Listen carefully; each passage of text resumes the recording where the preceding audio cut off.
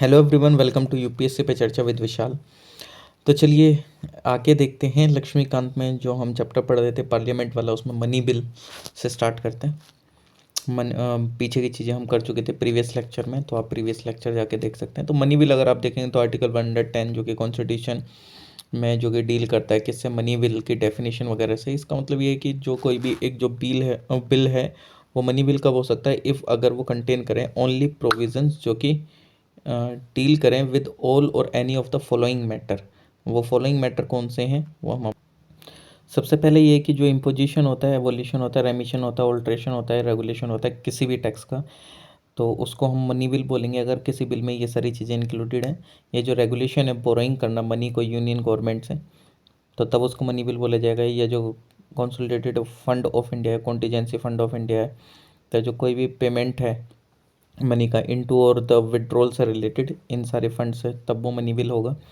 ये जो अप्रोप्रिएशन है मनी की, जो कि कहाँ से, कंसोलिडेटेड फंड ऑफ इंडिया से रिलेटेड, मतलब मान लो कि कोई भी अगर मैटर है उस बिल के अंदर में, तो वो मनी बिल होगा। ये जो डिक्लेरेशन है एक्सपेंडिचर का जो कि चार्ज है कंसोलिडेटेड फंड ऑफ इंडिया पर और इंक्रीज़ करना है अमाउंट किसी एक्सपेंडिचर का, ठीक, तब वो मनी बिल होगा। ये जो रिसीट है मनी की on account of the consolidated fund of India और पब्लिक अकाउंट ऑफ इंडिया, और जो कस्टडी और जो इशू है इन सब मनी की, और जो उसका ऑडिट अकाउंट का यूनियन और स्टेट का तब वो मनी बिल होगा। ये कोई भी मैटर जो कि इंसिडेंटल है, any of the matter specified above, ठीक। हाउवर जो कोई भी एक बिल है, मतलब जस्ट लाइक वो मनी बिल नहीं हो सकता only that it provides for कि वो इम्पोजिशन कर रहा हो फाइन्स की, अदर पेक्यूनरी पेनल्टीज लगा रहा हो, या जो डीम्ड और पेमेंट या फीस या लाइसेंस और फीस और सर्विसेज वगैरह रेंडर कर रहा हो, या जो इम्पोजिशन हो, एवोल्यूशन और एमिशन और ऑल्ट्रेशन और रेगुलेशन हो किसी भी टैक्स का, किसी भी लोकल अथॉरिटी के थ्रू या बॉडी के थ्रू फॉर लोकल पर्पसेस, ठीक। इफ़ अगर कोई भी क्वेश्चन अराइज होता है कि वेदर जो मनी बिल है, वेदर कोई भी बिल जो है वो मनी बिल है या नहीं, तो जो डिसीजन है स्पीकर का वो फाइनल होता है। इनका जो डिसीजन है इस रिगार्ड में उसको चैलेंज नहीं करा जा सकता किसी भी कोर्ट में, और ना ही किसी भी सदन में, और ना ही प्रेसिडेंट इस पे उंगली उठा सकते हैं एक तरीके से। और जिस टाइम पे जो मनी बिल है वो ट्रांसमिट होता है राज्यसभा को रिकमेंडेशन के लिए, एंड प्रेजेंट करा जाता है प्रेसिडेंट को उसके असेंट के लिए, तो जो स्पीकर वो एंडोर्स करता है उसको एज अ मनी बिल। और जो कॉन्स्टिट्यूशन है उसने कुछ स्पेशल प्रोविज़न लगा रखे हैं इसके पासिंग के लिए। मनी बिल के पार्लियामेंट में जो कोई भी मनी बिल है वो इंट्रोड्यूस हो सकता है सिर्फ और सिर्फ लोकसभा में, और वो भी रिकमेंडेशन में प्रेसिडेंट की। और जो इस तरीके के बिल है वो कंसिडर करे जाएंगे गवर्नमेंट बिल एंड इंट्रोड्यूस करे जाएंगे मिनिस्टर के द्वारा। और मनी बिल जो है वो पास करा जाता है लोकसभा के द्वारा, ये ट्रांसमिट होता है राज्यसभा में उसके कंसिडरेशन के लिए। राज्यसभा के पास रेस्ट्रिक्टेड पावर है मनी बिल के रिगार्डिंग में, वो उसको रिजेक्ट नहीं कर सकती, अमेंड नहीं कर सकती मनी बिल को, ये एक रिकमेंडेशन दे सकती है। और ये उसको रिटर्न करना होता है लोकसभा को 14 दिन के अंदर, विद और विदाउट रिकमेंडेशन। और जो लोकसभा है वो उसकी रिकमेंडेशन को एक्सेप्ट भी कर सकते हैं, रिजेक्ट भी कर सकती है जो भी राज्यसभा ने रिकमेंडेशन दी है। इफ़ अगर जो लोकसभा है वो एक्सेप्ट कर लेती है इन रिकमेंडेशन को, तो जो बिल है उसको पास होना पड़ता है फिर हाउस के द्वारा मॉडिफाइड फॉर्म में। और इफ़ अगर जो लोकसभा है वो एक्सेप्ट नहीं करती कोई भी रिकमेंडेशन, तो बिल जो है वो पास मान लिया जाता है दोनों सदनों के द्वारा इन द ओरिजिनल फॉर्म जो कि पास करा गया था लोकसभा के द्वारा बिना किसी चेंज के। इफ़ अगर राज्यसभा रिटर्न नहीं करती है बिल को लोकसभा को 14 दिन के अंदर में, तो जो बिल है उसको पास मान लिया जाता है दोनों सदनों के द्वारा।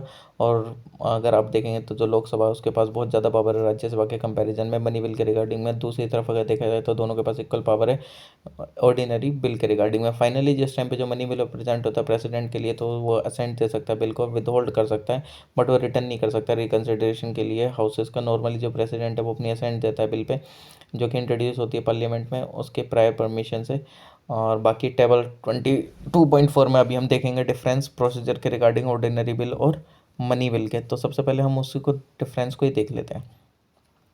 तो अगर आप देखेंगे तो ऑर्डिनरी बिल जो कि इंट्रोड्यूस होता है लोकसभा या राज्यसभा किसी में भी, बट ये मनी बिल लोकसभा में ही होगा, राज्यसभा में नहीं होगा इंट्रोड्यूस। ये इंट्रोड्यूस करा जा सकता है मिनिस्टर के द्वारा, प्राइवेट मेंबर के द्वारा, बट ये करा जाएगा इंट्रोड्यूस सिर्फ मिनिस्टर के द्वारा। ये इंट्रोड्यूस करा जाता है बिना किसी रिकमेंडेशन के भी हो सकता है प्रेसिडेंट की, बट इसको रिकमेंडेशन चाहिए होती है प्रेसिडेंट की।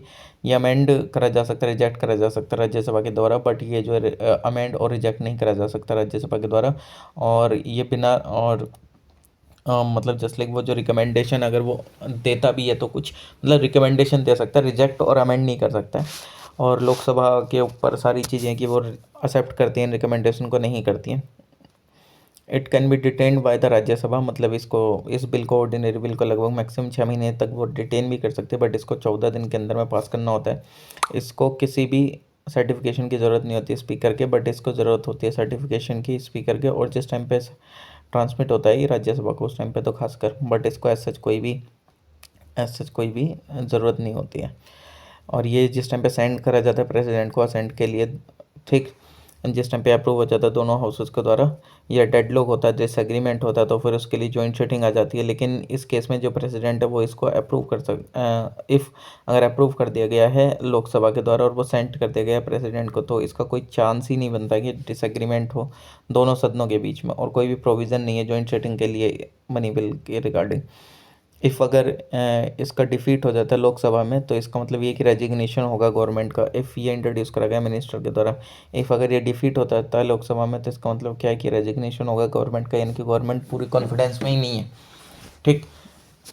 ये रिजेक्ट करा जा सकता है, अप्रूव करा जा सकता है, रिटर्न करा जा सकता है कंसिडरेशन के लिए प्रेसिडेंट के द्वारा। ये रिजेक्ट और अप्रूव, मतलब इट कैन बी रिजेक्टेड और अप्रूव्ड, बट ये रिटर्न नहीं करा जा सकता रिकंसिडरेशन के लिए प्रेसिडेंट के द्वारा। ओके, चलिए फाइनेंशियल बिल देख लेते हैं। फाइनेंशियल बिल जो होते हैं वो बिल्स होते हैं जो कि डील करते हैं फिजिकल मैटर के साथ, जो कि रेवेन्यू और एक्सपेंडिचर से रिलेटेड है, और जो कंसिडरेशन है वो यूज़ करता है टर्म फाइनेंशियल बिल। इन टेक्निकल सेंस फाइनेंशियल बिल जो कि 3 तरीके के होते हैं, वो 3 तरीके कौन कौन से, जस्ट लाइक जैसे मनी बिल है 110 आर्टिकल में, फाइनेंशियल बिल 117 के पहले में, फाइनेंशियल बिल सेकेंड जो कि 117 के तीसरे पार्ट में मेंशन है। ये जो क्लासिफिकेशन इम्प्लाई करता है कि जो मनी बिल है सिंपली एक स्पीसीज है फाइनेंशियल बिल की, और जो जितने भी मनी बिल होते हैं वो फाइनेंशियल बिल होते हैं, बट जितने फाइनेंशियल बिल होते हैं वो मनी बिल नहीं हो सकते। ओनली दोज फाइनेंशियल बिल और मनी बिल जो कि कंटेन करते हैं एक्सक्लूसिवली वो मैटर जो कि मेंशन्ड आर्टिकल 110 में कॉन्स्टिट्यूशन के, ये जो सर्टिफाइड करे जाने चाहिए और लोकसभा के स्पीकर के द्वारा एज मनी बिल। और जो financial bill first and second है दूसरी तरफ वो डील करते हैं आर्टिकल 117 से कॉन्स्टिट्यूशन में, ठीक। और अगर आप देखेंगे तो फाइनेंशियल बिल पहला जो है कि वो एक कंटेन करता है नॉट ओनली एनी और ऑल ऑफ द मैटर जो कि मेंशन्ड है आर्टिकल 110 में, बट वो मैटर भी जो कि जनरल लेजिस्लेशन के, फॉर इंस्टेंस जैसे कि बिल जो कि कंटेन करता है boring close, but exclusively deal करता है बोरिंग के साथ इन टू रेस्पेक्ट। जो फाइनेंशियल बिल फर्स्ट है वो सिमिलर है मनी बिल के साथ, और both of them can be introduce only in the Lok Sabha ना कि Rajya Sabha, and both of them can be introduce only on the recommendation of the president, यानी कि रिकमेंडेशन से ही ये आ सकता है। और ऑल अदर एस्पेक्ट में जो फाइनेंशियल बिल्स फर्स्ट है वो कवन करा जाएगा सेम लेजिस्लेचर प्रोसीजर से जो कि एप्लीकेबल होती है ऑर्डिनरी बिल में, और ये आइदर रिजेक्टेड और अमेंड करा जा सकता है राज्यसभा के द्वारा, एक्सेप्ट जो अमेंडमेंट है अदर देन फॉर रिडक्शन और abolition of tax can not be moved in either house without a recommendation of the president, यानी कि जो टैक्स से रिलेटेड रिडक्शन या एबोलिशन वाली चीज़ है वो बिना प्रेसिडेंट की सहमति के नहीं जा सकती है। और जो रिकमेंडेशन है एंड दैट इज़ जो रिकमेंडेशन प्रेसिडेंट की वो रिक्वायर्ड नहीं है फॉर मूविंग एंड अमेंडमेंट, ठीक। That is without the recommendation of the sorry इसमें एक without the recommendation of the president जो है कि वो मूव हो सकता है, चाहे वो रिडक्शन हो मतलब सच या एबोलिशन हो टैक्स का, can not be moved in either house without the recommendation of the president, यानी कि इसकी बिना अनुमति के टैक्स का जो कोई भी प्रोविजन है रिडक्शन का एबोलिशन का वो मूव नहीं हो सकता है, मतलब दोनों सदनों में से कहीं पे भी, ठीक।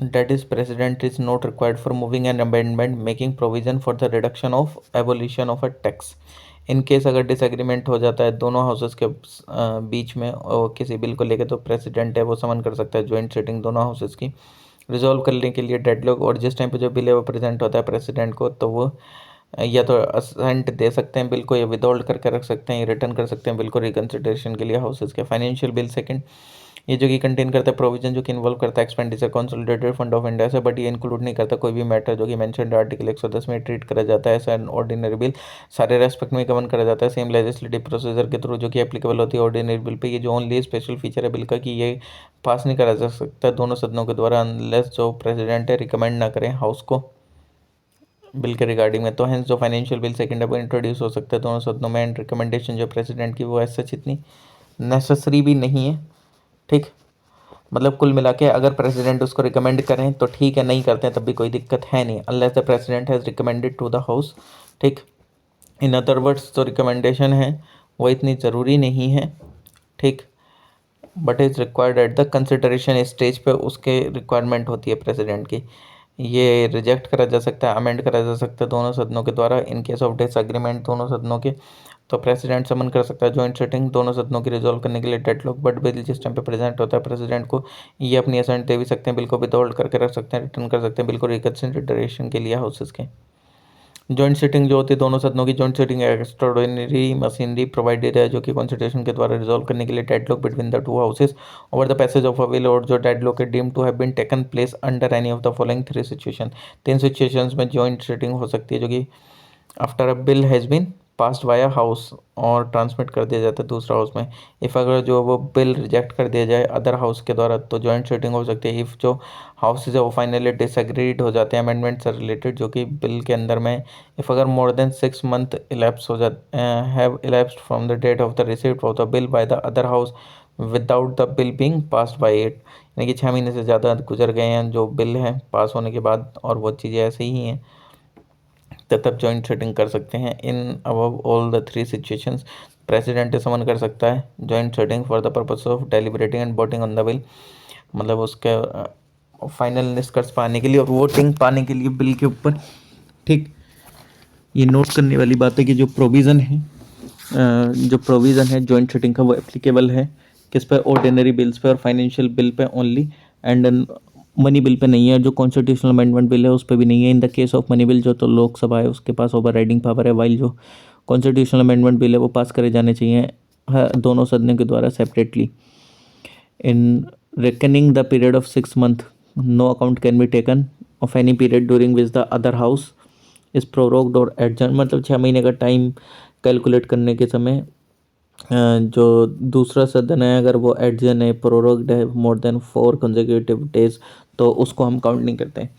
इफ़ अगर जो कोई भी बिल जो कि डिस्प्यूट में है हैज़ ऑलरेडी लैप्स्ड किसके कारण, due to the Lok Sabha dissolution, तो कोई भी जॉइंट सिटिंग जो है वो समन नहीं करी जा सकती है। बट जो जॉइंट सिटिंग है वो हो सकती है जिस टाइम पे जो लोकसभा है इज डिसॉल्व अगर after president has notified his intention, मतलब अगर प्रेसिडेंट की इंटेंशन थी कि भाई जॉइंट सिटिंग करानी है, उन्होंने नोटिफाई कर दिया है, ठीक, और बिल भी इस केस में लैप्स नहीं होता है तो फिर तब जॉइंट सिटिंग हो सकती है। But after the president notifies intention to summon a joint sitting of the two houses, तो कोई भी हाउसेस प्रोसीड नहीं कर सकता फर्दर विद द बिल। तो स्पीकर जो लोकसभा का प्रिसाइड करता है over joint sitting of the two houses, and जब और इफ़ अगर स्पीकर नहीं है तो डिप्टी स्पीकर प्रिसाइड करेंगे। इफ़ डिप्टी स्पीकर नहीं है तो डिप्टी चेयरमैन प्रिसाइड करेंगे राज्यसभा के जो होते हैं। इफ़ अगर वो भी एब्सेंट है तो जो अदर पर्सन है जो कि डिटरमाइन करा जाएगा मेंबर्स के द्वारा जो कि इस समय भी प्रेजेंट है तो वो जॉइंट सिटिंग को प्रिसाइड करेगा। और ये क्लियर कर दिया गया है तो कि जो चेयरमैन है राज्यसभा का प्रिसाइड नहीं करेगा जॉइंट सिटिंग के ऊपर, क्योंकि जो मेंबर नहीं होता है दोनों सदनों में से किसी का भी, जो कोरम होता है कॉन्स्टिट्यूट करने का जॉइंट सिटिंग का वो 1/10 चाहिए। टोटल नंबर ऑफ मेंबर्स का दोनों सदनों के जो जॉइंट सिटिंग है वो गवर्न करी जाती है rule of procedure of Lok Sabha and Lok Sabha, but Rajya Sabha के प्रोसीजर के अकॉर्डिंग नहीं चलती है जो जॉइंट सिटिंग है। ध्यान रख लेना, बहुत छोटी चीज़ है, बहुत इंपॉर्टेंट है। अगर पूछ लिया जाए कि क्या जो जॉइंट सिटिंग है वो किसके प्रोसीजर के अकॉर्डिंग चलती है, लोकसभा ना कि राज्यसभा। इफ़ अगर जो बिल इन डिस्प्यूट पास कर दिया जाता है मेजोरिटी से टोटल नंबर ऑफ मेंबर्स के द्वारा बोथ द हाउसेज जो कि प्रेजेंट एंड वोटिंग कर रहे हैं वहाँ पे जॉइंट सिटिंग में, तो बिल जो है वो पास मान लिया जाता है दोनों सदनों के द्वारा। नॉर्मली जो Lok Sabha with greater number win कर जाती है वो किस में, बैटल में जॉइंट सिटिंग की। तो कॉन्स्टिट्यूशन है उसने स्पेसिफाइड करा है डेट एट जॉइंट सिटिंग तो न्यू अमेंडमेंट जो होते हैं बिल में वो प्रपोज नहीं करे जाएंगे एक्सेप्ट दो केसेस में। ये जो अमेंडमेंट है वो फाइनल डिसएग्रीमेंट हो या तो दोनों सदनों के बीच में, ये जो अमेंडमेंट है जो कि नेसेसरी बन जाता है due to the delay in the passage of the bill. Since 1950 तो जो प्रोविज़न है regarding the joint sitting of the two houses ये इन्वोक करा गया अभी तक 3 बार। तो जो बिल है वो पास करा गया जॉइंट सिटिंग में, जैसे डोरी prohibition bill 1960, banking service commission जो कि रिपील कर दिया गया, और बिल 1977 और prevention of terrorism bill 2002। Budget जो कि पार्लियामेंट के अंदर जो कॉन्स्टिट्यूशन में रेफर करता है बजट को एज एनुअल फाइनेंशियल स्टेटमेंट, दूसरे शब्दों में बोला जाए तो बजट। कहीं भी मेंशन नहीं है हमारे कॉन्स्टिट्यूशन में, ये पॉपुलर नाम है इसका एनुअल फाइनेंशियल स्टेटमेंट जो कि हमारे आर्टिकल 112 के अंदर में दे रखा है, ठीक है। और ये जो बजट बजट है वो एक स्टेटमेंट है एस्टिमेटेड रिसीप्ट और एक्सपेंडिचर का गवर्नमेंट ऑफ इंडिया के फाइनेंशियल ईयर में, जो कि बिगिन होता है 1 अप्रैल से एंड होता है 31 मार्च में, जो फॉलोइंग ईयर है। In addition to the estimate of receipts and expenditure, तो बजट है वो कंटेन करता है certain other element. Overall the budget contain करता है फॉलोइंग चीज़ें, कैसे कि estimate of revenue and capital receipts, way and means to raise the revenue, estimate of expenditure, details of the actual receipts and expenditure of the closing financial year and the reason for any deficit or surplus in that year, economic and financial policy of the upcoming year, that is taxation proposal, prospect of revenue, spending program and introduction of new schemes project। Till 2017 तो जो government of India उसके दो budget हैं, namely railway budget and general budget. While जो former consisted वो estimate करते हैं receipt and expenditure of only the ministry of railways, the latter consisted of the estimates of receipts and expenditure of all the ministers of the government of India except the railways. जो railway budget है वो separated है, general separate कर दिया गया है general budget से 1924 में, किसकी रिकमेंडेशन, बैकवर्ड कमेटी की रिपोर्ट की। ठीक, 1921 में ये रिपोर्ट आई थी। ये जो रीजन थे, ऑब्जेक्टिव थे इस सेपरेशन के, वो ये थे कि इंट्रोड्यूस करना फ्लेक्सिबिलिटी रेलवे फाइनेंस में, फैसिलिटेट करना बिजनेस अप्रोच रेलवे पॉलिसी के लिए, सिक्योर करना stability of the general revenue जो कि प्रोवाइड करा जाता है, एक assured annual contribution from railway revenues, और इनेबल करना रेलवेज को कि वो अपना प्रॉफिट बचा कर रखें उनके डेवलपमेंट के लिए, tax after paying a fixed annual contribution to the general revenue. 2017 में सेंट्रल गवर्नमेंट ने मर्ज कर दिया था railway budget into the general budget, hence there is now only one budget government of India के लिए, वो है यूनियन बजट। मतलब बाद में कंबाइन कर दिया गया था दोबारा अभी 2017 में। ठीक, तो जो कॉन्स्टिट्यूशनल प्रोविज़न है वो देख लेते हैं। कॉन्स्टिट्यूशनल प्रोविज़न देख लेते हैं जो कॉन्स्टिट्यूशन ऑफ इंडिया को कंटेन करता है following provision with regard to the enactment of budget. जो प्रेसिडेंट है इन रेस्पेक्ट हर एक फाइनेंशियल ईयर में वो दोनों सदनों के सामने मतलब पार्लियामेंट के एक स्टेटमेंट प्रस्तुत करते हैं एस्टिमेटेड रिसीट एंड एक्सपेंडिचर का गवर्नमेंट ऑफ इंडिया के उस साल के लिए। कोई भी demand for a grant shall be made except on the recommendation of the president, यानी कि जब तक रिकमेंडेशन ना मिले प्रेसिडेंट की तो कोई भी डिमांड नहीं आ सकती किसी भी ग्रांट के रिगार्डिंग में। कोई भी मनी विड्रॉ नहीं करी जा सकती कंसोलिडेटेड फंड ऑफ इंडिया से अंडर अप्रोप्रिएशन, जो कि मतलब एक कानून के तहत ये सारी चीज़ें चलेंगी। कोई भी मनी बिल इम्पोज नहीं कर सकता टैक्सेस जो कि इंट्रोड्यूस होता है पार्लियामेंट में एक्सेप्ट किसकी रिकमेंडेशन में, प्रेसिडेंट की। एंड ये जो बिल है वो इंट्रोड्यूस नहीं हो सकता राज्यसभा में। ठीक, और जो कोई भी टैक्स वो लेविड होंगे और कलेक्ट करे जाएंगे except by authority of law. Parliament reduce कर सकते हैं, एबोलिश कर सकते हैं टैक्स को, but can not increase it. जो कॉन्स्टिट्यूशन है वो डिफाइन करता है रिलेटिव रोल्स और पोजीशन दोनों सदनों की पार्लियामेंट के with regard to the enactment of the budget in the following way, कि जो मनी बिल और फाइनेंस बिल है वो डील करता है टैक्सेशन के साथ और can not be introduce in the Rajya Sabha. ये इंट्रोड्यूस होना चाहिए ओनली इन द लोकसभा। जो राज्यसभा उसके पास पावर नहीं है वोट की on the demand for grant. ये एक एक्सक्लूसिव प्रिविलेज है लोकसभा को। जो राज्यसभा है वो रिटर्न करती है मनी बिल को और फाइनेंशियल बिल को लोकसभा को 14 दिन के अंदर, और जो लोकसभा है वो आइदर एक्सेप्ट कर सकता है रिजेक्ट कर सकता है रिकमेंडेशन जो कि बनाया जाए राज्यसभा के द्वारा। इस रिगार्ड में जो एस्टिमेट है एक्सपेंडिचर का जो कि एम्बेडेड है बजट में, shall show separately the expenditure charged on the consolidated fund of India and the expenditure made from the consolidated fund of India. जो कोई भी बजट है वो डिस्टिंग्विश कर सकता है एक्सपेंडिचर को रेवेन्यू अकाउंट से फ्रॉम अदर एक्सपेंडिचर। ठीक, जो एक्सपेंडिचर है चार्ज पर कंसोलिडेटेड फंड ऑफ इंडिया पे shall not be submitted to the board of parliament, however ये डिस्कस करा जा सकता है पार्लियामेंट के द्वारा। चार्ज एक्सपेंडिचर, ये जो बजट है ये कंसिस्ट करता है टू टाइप्स। ठीक, एक्सपेंडिचर जो कि एक्सपेंडिचर चार्ज होता है upon the consolidated fund of India, and the expenditure जो कि आता है कहाँ से, कंसोलिडेटेड फंड ऑफ इंडिया से। और जो चार्ज एक्सपेंडिचर है वो नॉन वोटेबल है पार्लियामेंट के द्वारा, डेट इज़ ये डिस्कस करा जा सकता है पार्लियामेंट के द्वारा, वाइल जो अदर टाइप है वो वोट करा जा सकता है पार्लियामेंट के द्वारा। ये जो लिस्ट है चार्ज एक्सपेंडिचर की वो किस प्रकार के देख सकते हैं। इमोल्यूमेंट्स एंड जो अलाउंसेस होते हैं प्रेसिडेंट के जो अदर एक्सपेंडिचर के वो रिलेटेड होते हैं ऑफिस से, वो चार्ज एक्सपेंडिचर में आता है। एक तरीके से सैलरीज एंड अलाउंसेस जो है चेयरमैन एंड डिप्टी चेयरमैन की राज्यसभा की एंड स्पीकर की डिप्टी स्पीकर की लोकसभा के। ये सैलरीज एंड अलाउंसेस पेंशन जो होते हैं जजेस के सुप्रीम कोर्ट के, ये जो पेंशन होती है जजेस की हाई कोर्ट की। ठीक, सैलरी और अलाउंसेस एंड पेंशन जो होते हैं controller and auditor general of India के। ये सैलरीज एंड अलाउंसेस जो होती है पेंशन होती है चेयरमैन एंड मेंबर की यूपीएससी की। एडमिनिस्ट्रेटिव एक्सपेंसेस जो होते हैं सुप्रीम कोर्ट के। ऑफिस जो होता है controller auditor general of India का, UPSC, including the salaries, allowance and pension of the person serving in these offices. तो जो डेट चार्जेस है for which the government of India is liable including interest sinking fund charges and redemption charges और and other expenditure relating to raising of loans and services and redemption of debt. Okay, next है कि कोई भी जो सम required होता है satisfy करने के लिए एनी जजमेंट डिग्री और अवार्ड ऑफ एनी कोर्ट या आर्बिट्रल ट्राइब्यूनल की, या कोई भी अदर एक्सपेंडिचर जो कि डिक्लेयर करा जाए पार्लियामेंट के द्वारा to be so charge. Stages in enactment कैसे इनेक्ट होता है, जो बजट है वो 6 स्टेजेस से पास होता है. जैसे कि प्रेजेंटेशन होता है बजट का, जनरल डिस्कशन होता है, स्क्रूटनी होती है डिपार्टमेंटल कमेटी के द्वारा, voting on demands for grant होती है, पासिंग होता है अप्रोप्रिएशन बिल का, फिर पासिंग होता है फाइनेंशियल बिल का. प्रेजेंटेशन जो होती है बजट की, कन्वेंशनली जो बजट है प्रेजेंट करते हैं जाते हैं लोकसभा को by the financial minister on the last working day of February.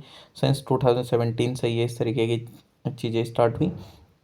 ठीक, और जो प्रेजेंटेशन होता है बजट का वो एडवांस टू 1 Feb. और जब बजट है वो प्रेजेंट होता है हाउस में दो या दो से ज़्यादा पार्ट्स में.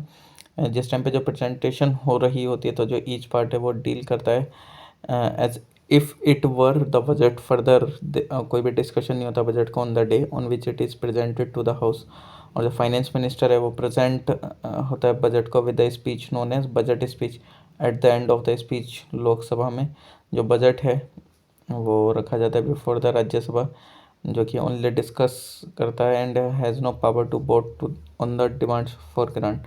और जो बजट है डॉक्यूमेंट वो प्रेजेंट होता है पार्लियामेंट में कंप्राइज करता है फॉलोइंग चीज़ें, जैसे कि budget speech, annual financial statement, demand for grant, appropriation bill, financial statement जो कि मैंडेटेड अंडर FRBM एक्ट, जैसे मैक्रो इकोनॉमिक फ्रेमवर्क स्टेटमेंट होता है. फिर उसके बाद होता है फिस्कल पॉलिसी स्ट्रेटेजी स्टेटमेंट और medium term fiscal policy statement. ठीक, ये फिस्कल पॉलिसी हो जाती है. फिर expenditure budget, receipt budget, expenditure profile memorandum explaining जो कि करता है प्रोविजंस को फाइनेंशियल बिल के अंदर होते हैं. Budget at a glance outcome budget. Earlier जो है कि जो इकोनॉमिक सर्वे यूज होता था present to the parliament along with the budget, but लेकिन अभी क्या होता है एक दिन पहले उसको प्रेजेंट कर दिया जाता है किसमें, पार्लियामेंट में. जनरल डिस्कशन होता है उसके ऊपर कि भाई सब ये सारी चीज़ें हैं. ठीक, ये दोनों सदनों में इसका डिस्कशन होता है 3 से 4 दिन. और इस स्टेज में जो लोकसभा डिस्कस करके बजट को एज अ होल, और कोई भी क्वेश्चन जो भी डिस्कशन के लायक हो, बट कोई भी कट मोशन नहीं मूव करा जा सकता है. और can the budget be submitted to the vote of the house. ठीक, और जो फाइनेंस मिनिस्टर है उसके पास जनरल राइट है रिप्लाई करने का at the end of the discussion. Scrutiny होती है डिपार्टमेंटल कमेटीज़ के द्वारा, जो अलग अलग कमेटीज़ हैं उनको भेज दिया जाता है. ठीक, और जो हाउस है वो बजट के बाद 3 से 4 हफ्ते के लिए क्या कर दिया जाता है, एडजर्न कर दिया जाता है. इस समय पे जो 24 डिपार्टमेंटल स्टैंडिंग कमेटी पार्लियामेंट की एग्जामाइन करते हैं, डिस्कस करते हैं in detail demand for grant of the concern ministers and prepare करते हैं रिपोर्ट. इन सब पे ये जो रिपोर्ट है सबमिट होती है दोनों सदनों को कंसिडरेशन के लिए. जो स्टैंडिंग कमेटी सिस्टम एस्टेब्लिश हुआ था 1993 में, एक्सपेंड हुआ 2004 में, और पार्लियामेंट्री फाइनेंशियल कंट्रोल आया. ओके, तो जो स्टैंडिंग कमेटी सिस्टम था इस्टेब्लिश हुआ 1993 में और एक्सपेंड करा गया इसको 2004 में. पार्लियामेंट्री फाइनेंशियल कंट्रोल लाए गए मिनिस्ट्रीज़ के ऊपर. Much more detail, close, in depth and comprehensive way में चीज़ें करी गई. ठीक, vote on demand for grants, यानी कि in the light of the report of the departmental standing committee, जो लोकसभा है, take up votings of demand for grants. ये जो डिमांड्स हैं वो प्रेजेंट होती हैं मिनिस्ट्री वाइज, और ये जो डिमांड है ये लाई जाती हैं grant after it has been duly voted, यानी कि कुल मिला के कि हाँ भाई इतना पैसा चाहिए इस चीज़ के लिए. ठीक है, तो ये जो 2 point should be noticed in this context. पहला कि ये जो वोटिंग ऑफ डिमांड्स है ये एक एक्सक्लूसिव प्रिविलेज है लोकसभा की, और राज्यसभा की इसमें कोई भी पावर नहीं है. सेकंड, जो वोटिंग है वो कन्फाइंड है वोटेबल पार्ट पे, जो कि बजट के. और जो एक्सपेंडिचर चार्ज होता है कंसोलिडेटेड फंड ऑफ इंडिया पे, वो सबमिट नहीं होता है वोटिंग के लिए, ये सिर्फ डिस्कस होता है. ठीक, और जो हर एक डिमांड है वो वोट करी जाती है सेपरेटली लोकसभा के द्वारा. ड्यूरिंग दिस स्टेज जो मेंबर होते हैं पार्लियामेंट के डिस्कस करते हैं डिटेल में बजट को, और ये मूव करते हैं मोशन रिड्यूस करने के लिए कोई भी डिमांड ग्रांट की. सच मोशंस जिनको हम कट मोशन कहते हैं, यानी कि इतने रुपए चाहिए भाई इसके लिए, बट उसमें कुछ पैसे जिस टाइम पे कम करने हो कट मोशन मूव कर दिए जाते हैं रिड्यूस करने के लिए डिमांड को. जो भी ग्रांट उसको चाहिए होती है, तो वो कौन कौन से मोशन है, तो पहला पॉलिसी कट मोशन, इसके अंदर रिप्रेजेंट करा जाता है डिसअप्रूवल पॉलिसी के लिए, ठीक। इसकी जो डिमांड है वो रिड्यूस करी जाती है 1 रुपये से, फिर उस मोशन को लाया जाता है, ठीक। ये एडवोकेट करता है कि भाई इसकी जगह कोई और सी पॉलिसी ले आओ। इकोनॉमिक कट मोशन, ये रिप्रेजेंट करता है इकोनॉमी को, जो कि इफेक्ट होती है इन द प्रोपोज्ड एक्सपेंडिचर। ये स्टेट करता है कि जो कोई भी अमाउंट है डिमांड की वो रिड्यूस होती है कि स्पेसिफाइड अमाउंट में, ठीक। विच में भी आइदर अ लमसम रिडक्शन होता है डिमांड में, या ओमिशन होता है, रिडक्शन होता है किसी भी आइटम का डिमांड में। मतलब कुल मिला के रिप्रेजेंट करता है कि इसको थोड़ा सा अमाउंट को कम कर दिया जाए, ठीक। टोकन कट में क्या होता है कि ये वेंटिलेट करता है कि specific grievance that within the sphere of the responsibility of the government it is state that amount of the demand be reduced by ₹1। Cut motion to be admissible must satisfy the following condition, कि ये ventilate करता है एक specific grievance होती है इस चीज़ से related कि भाई यहाँ पे ये चीज़ जो है रेस्पॉन्सिबिलिटी से रिलेटेड गवर्नमेंट की, ठीक। एक स्फेयर में तो उस डिमांड को रिड्यूस करा जाता है 100 रुपये से, एक मोशन लाया जाता है। बट ये जो है तभी आ सकता है जिस टाइम पे ये रिलेट करता हो सिर्फ एक डिमांड को, और ये क्लियरली एक्सप्रेस करता हो and should not contain argument और डिफामेटरी स्टेटमेंट, ओके। और it should be confined to one specific matter, और ये कोई भी सजेशन ना बनाए अमेंडमेंट के रिगार्डिंग और रिपील के रिगार्डिंग एग्जिस्टिंग लॉज के, और ये रेफर ना करें matter that is not primarily the concern of union government, जो कि प्राइमरली से यूनियन गवर्नमेंट का ही कंसर्न रहा है, तो उसको आप दोबारा से क्यों करोगे। और ये रिलेट नहीं करना चाहिए expenditure charge on the consolidated fund of India पे। It should not relate to a matter that is under adjudication by a court, और ये कोई भी रेज ना करे क्वेश्चन प्रिविलेज का। ये it should not revive discussion on a matter on which a discussion has been taken in the same session, और it should not relate to a trivial matter, okay. और ये reflect नहीं करता, it should not reflect on the character और conduct of any person जिसका conduct only challenge और substantive motion पे, और ये एंटिसिपेट नहीं करता है मैटर को which has been previously appointed for consideration in the same session, मतलब पहले से ही आ चुकी हैं चीज़ें तो अब उसको दोबारा से क्यों लेकर रहे हो भाई। ये रेज नहीं करेगा। It should not seek to raise a discussion on a matter जो कि पेंडिंग है किसी के स्टैट्यूटरी ट्रिब्यूनल के सामने, या स्टैट्यूटरी अथॉरिटी के सामने परफॉर्म करने के लिए जुडिशियल और क्वासी जुडिशियल फंक्शन किसी भी एमिशन पर और कोर्ट ऑफ इंक्वायरी पे, ठीक। और जो सिग्निफिकेंस है कट मोशन को वो लाई करता है कि वो फैसिलिटेट करे इनिशिएशन और कंसंट्रेटेड और discussion on a specific demand for grant, और ये अपॉल्ड करता है principle of responsible government by proving the activities of the government. Harvard जो कट मोशन है उसमें यूटिलिटी नहीं होती है इन प्रैक्टिस, ये ओनली मूव होता है एंड डिस्कस होता है हाउस में, बट पास नहीं होता है as the government. they are only moved and discussed in the houses but not passed as the government enjoys majority support, ठीक। मतलब ऑब्वियसली बात है गवर्नमेंट के हाथ में मेजोरिटी है तो जब तक वो कैसे पास हो जाएगा, ठीक। सेकेंड इनका जो पैसेज है लोकसभा के द्वारा ये एक्सप्रेस करता है expression of want of parliamentary confidence in the government may lead to its resignation. अगर ये पास हो जाए तो इसका मतलब क्या गवर्नमेंट कॉन्फिडेंस में नहीं है तो भाई रेजिग्नेशन देने वाली नौबत भी आ जाती है। और लास्ट डे में क्या होता है कि जो allotted for discussion and voting on the demand for grants, ठीक। लास्ट डेज में वोटिंग के लिए चीज़ें होती हैं और जो स्पीकर है वो सारी जितनी भी रिमेनिंग डिमांड्स हैं वो वोट के लिए रखता है, डिस्पोज करता है whether they have been discuss करी गई हो नहीं करी गई हो। और इसी चीज़ को हम गुलेटिन बोल देते हैं, जो चीज़ डिस्कस नहीं हुई है कोई दिक्कत नहीं है बट अब सब पे वोट डलेगा तो वही गुलेटिन के नाम से जाना जाता है। फिर होता है पासिंग ऑफ अप्रोप्रिएशन बिल, यानी कि अगर आप देखते हैं तो जो कॉन्स्टिट्यूशन है वो स्टेट करता है कि कोई भी बिल विड्रॉ नहीं करा जा सकता, no money shall be withdrawn from consolidated fund of India except under appropriation made by law, यानी कि बिना एक लॉ के चीज़ें अच्छे से चलते हुए आप कोई भी मतलब मनी को विड्रॉ नहीं कर सकते हैं। अकॉर्डिंगली एक अप्रोप्रिएशन बिल जो कि इंट्रोड्यूस होगा प्रोवाइड करने के लिए for the appropriation out of the consolidated fund of India और all money required to meet, ठीक। मतलब एक पूरा प्रॉपर अप्रोप्रिएशन बिल लाया जाएगा भाई तभी सारी चीज़ें होंगी। जैसे कि जो ग्रांट्स हैं वो वोट करी जाएगी लोकसभा के द्वारा, और जो जो एक्सपेंडिचर चार्ज है कंसोलिडेटेड फंड ऑफ इंडिया के ऊपर पे, और कोई भी अमेंडमेंट प्रपोज नहीं होगी अप्रोप्रिएशन बिल में in either house of the parliament जो कि अफेक्ट कर दियो अमाउंट को और ऑल्टरिंग को डेस्टिनेशन को किसी भी ग्रांट के, ठीक, ऑफ एनी ग्रांट वोटेड, और वेरी कर दियो अमाउंट को एक्सपेंडिचर को जो कि चार्ज होता हो कंसोलिडेटेड फंड ऑफ इंडिया पे। ये जो अप्रोप्रिएशन बिल है वो बनता है अप्रोप्रिएशन एक्ट आफ्टर वो असेंट मिल जाती है उसको प्रेसिडेंट से। ये जो एक्ट है ये ऑथोराइज करता है, लीगलाइज करता है पेमेंट को from the consolidated fund of India. इसका मतलब ये है कि जो गवर्नमेंट है वो विड्रॉ नहीं कर सकती है मनी को कंसोलिडेटेड फंड ऑफ इंडिया से till the enactment of the appropriation bill. और ये जो है ये टाइम एंड यूजुअली लगभग एंड ऑफ अप्रैल तक चला जाता है, बट जो गवर्नमेंट है उसको needs money to carry on its normal activities, ठीक, after 31 March the end of the financial year. और इस फंक्शनल डिफ़िकल्टी को ओवरकम करने के लिए जो कॉन्स्टिट्यूशन है वो ऑथराइज करता है लोकसभा को कि वो to make any grant in advance in respect to estimated expenditure for a part of the financial year, जो कि पेंडिंग है, pending the completion of the voting of the demand for grant and enactment of the appropriation bill, ठीक। ये जो provision है इसको जाना जाता है वोट ऑन अकाउंट। ये पास होता है और grant after the general discussion on budget is over. ये जनरली ग्रांट होता है 2 महीने के लिए for an account equivalent to 1/6 of the total estimation, ठीक।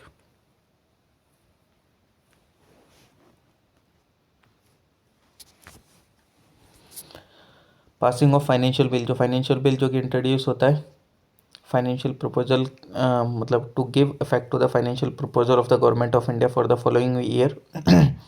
ये सब्जेक्ट होता है ऑल द कंडीशन जो कि एप्लीकेबल होती है मनी बिल पे, अनलाइक जो अप्रोप्रिएशन बिल है और जो अमेंडमेंट है मूव होता है in case of financial bill, ठीक। According to provisional collection of tax act of 1931, तो जो फाइनेंस बिल है मस्ट बी इनेक्टेड और पास कर दिया जाता है पार्लियामेंट के द्वारा, असेंट करा जाता है प्रेसिडेंट के द्वारा विद इन 75 डेज। और जो फाइनेंस एक्ट है वो लीगलाइज कर देता है इनकम को side of the budget and complete करता है process enactment of the budget की other grants in addition to the budget, जो कि कंटेन करता है ऑर्डिनरी एस्टिमेट इनकम की and expenditure for one financial year. तो वेरियस अदर ग्रांट्स जो कि करी जाती है पार्लियामेंट के द्वारा अंडर एक्स्ट्रा ऑर्डिनरी और special circumstances. Supplementary grant, it is granted जिस टाइम पे जो मनी है, जिस टाइम पे जो अमाउंट है वो ऑथराइज करा जाए पार्लियामेंट के द्वारा through the appropriation act for a particular service for the particular financial year, ये found to be insufficient for that year, ठीक। एडिशनल ग्रांट, ये ग्रांट जिस टाइम पे जो नीड होती है, मतलब arisen during the current financial year for additional expenditure, यानी कि थोड़ा सा भाई पैसे की ज़रूरत है तो दे दो, ठीक। But upon some new services जो कि not contemplated in the budget for that year, मतलब उस साल बजट में तो डिस्कस नहीं कर पाए कुछ न्यू सर्विसेज की रिगार्डिंग, तो उस समय पैसों की ज़रूरत होती है। एक्सेस ग्रांट, ये ग्रांट होती है जिस टाइम पे जो मनी है वो स्पेंड होती है किसी सर्विस पर during a financial year in excess of the amount of grant for debt service in the budget for that year. ये वोट करी जाती है लोकसभा के द्वारा आफ्टर फाइनेंशियल ईयर और before the demand for access grant जो कि सबमिट होती है लोकसभा में वोटिंग के लिए, ये अप्रूव करी जानी चाहिए पब्लिक अकाउंट कमेटी के द्वारा पार्लियामेंट के। वोट ऑफ क्रेडिट, ये ग्रांट होती है for meeting an unexpected demand जो कि upon the resource of India when on account of the magnitude और द इंडेफिनेट करेक्टर जो होता है सर्विस का, तो डिमांड है वो can not be restricted with the details ordinarily given in a budget.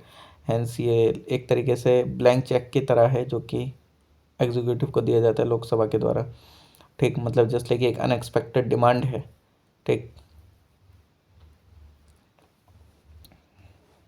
Exceptional grant, ये ग्रांट करी जाती है स्पेशल पर्पस के लिए, forms no part of the current service of any financial year. Token grant, ये grant है जिस time पे जो फंड है वो मीट करता है proposed expenditure on a new service can be made available by reappropriation और a demand for the grant of token sum rupee a submitted to the vote of Lok Sabha and if assented funds are available. यानी कि ये जिस time पे जो fund है वो मतलब उसका प्रपोज्ड एक्सपेंडिचर को मीट करने के लिए कि हाँ भाई साहब इतना पैसा बोला गया था तो इतना मिलना चाहिए, ठीक। तो ये मेड अवेलेबल बाय रीअप्रोप्रिएशन, एक डिमांड लाई जाती है 1 रुपये से सबमिट करी जाती है वोट के लिए लोकसभा में, इफ़ अगर असेंट मिल जाती है तो भाई फंड मिल जाता है इनको। रीअप्रोप्रिएशन इन्वॉल्व करता है ट्रांसफ़र फंड का एक हेड से दूसरे, और ये इन्वॉल्व नहीं करता कोई additional expenditure. Supplementary, additional excess and exceptional grant and vote of credit regulate करी जाती है सेम प्रोसीजर से जो कि एप्लीकेबल होते हैं in the case of a regular budget. Funds start करते हैं हम नेक्स्ट वीडियो में, ओके। तो मिलते हैं आप लोगों से नेक्स्ट वीडियो में, तब तक के लिए धन्यवाद। Please like share comment and subscribe.